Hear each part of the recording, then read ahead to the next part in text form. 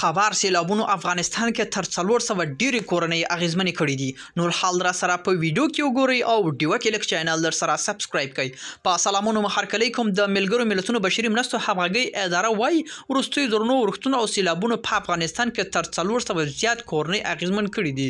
د ملګرو ملتونو وايي له تیر سه شنبه د افغانستان په بیلابیلو برخو کې ورښتونو او سیلابونو تر 415 زیات کورنۍ اغیزمن کړي چې شاوخوا 3400 کسان کېږي. د ملګرو ملتونو بشري مرستو همغږي اداره او چان پرون شنبه ویل چې نور ورښتونه او سیلابونه په بدخشان، بادغیس، بغلان، بامیان، فاریاب، هرات، جوزجان، کونړ، کندوز، سمنګان او تخار خلکو ته سر او مال ځانونه اړولې دي او اټکل کیږي چې سرو تر بشپړېدو پورې اغیزمنو شو شمیر لا هم زیات شي. د اوچا اټکل لمخې په دغه سیلابونو کې تر 10 کسان مړه او ګڼ شمیر نور ټپیان دي. خو د طالبانو حکومت د مړو شمیر تر دې زیات ښيي.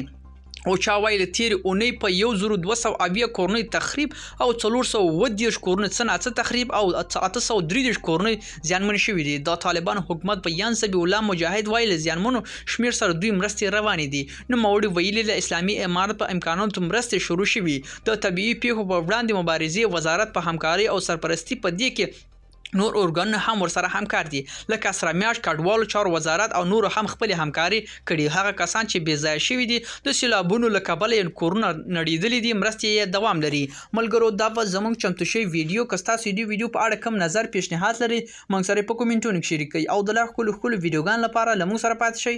تر بیا ښې چارې.